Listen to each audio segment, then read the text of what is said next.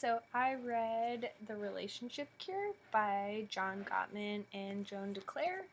Um, Gottman offers a unique perspective based on his clinical experience as a family counselor and his research on the dynamics of friendships and child-parent relationships and couples and siblings. So they've created a 5-step guide to strengthening communication skills. The first step talks about bidding for emotional connection and recognizing other people's bids. So people make bids based on their natural desire to connect with others. Bids can be through facial expressions, tone of voice, gestures, touch. Gottman has found in his research that successful relationships, in successful relationships, individuals make bidding a priority, and they turn towards one another rather than against.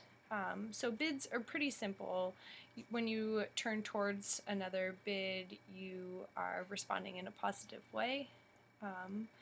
So, for example, if someone tells a joke, you laugh. Or if someone asks you to pass the milk, you kindly pass the milk in a accommodating way.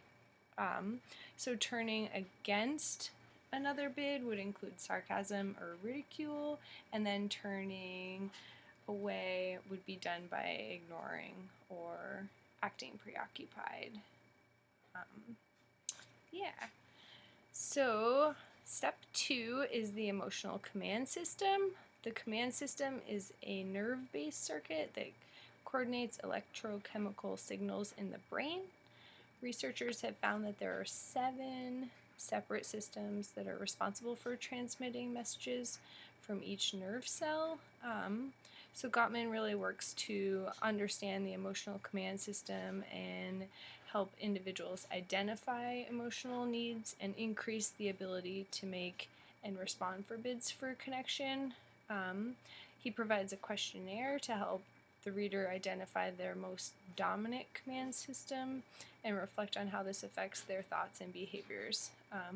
This part of the book kind of reminded me of the emotional reaction journal we did, and just like how we respond in certain situations, whereas like, I don't know, depending on emotions we feel.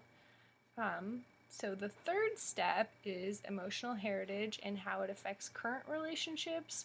So this helps identify lessons learned about feelings as a child, so how your family felt about emotional expression. And this is done by exploring relationships or events that continue to have a strong influence on you today. Again, Gottman provides questionnaires and different activities to really reflect on the emotional heritage and how it's affecting the bids and responding to bids from others. So step 4 is developing emotional communication skills. Gottman encourages the reader to pay attention to nonverbal communication and gestures, tone of voice, touch, listening to what you hear in others' voices, and just observing communication as a whole. He talked a lot about naming and talking about your feelings and provided the language to do so. Also, when you're talking with others, asking questions and taking interest by looking for commonalities. Pretty much all we've been learning for communication skills as for becoming a counselor. And lastly, step 5 is to identify and share meaning with others. He really encourages the reader to listen to others' hopes and dreams and support them without having any gain. Also, being able to express your own hopes and dreams. Just communicating and participating in rituals. Rituals was discussed in depth. Gottman finds that rituals provides emotional connection, structure, and predictability.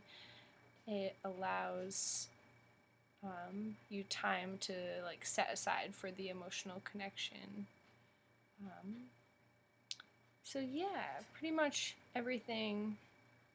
It's all connected to bidding on emotion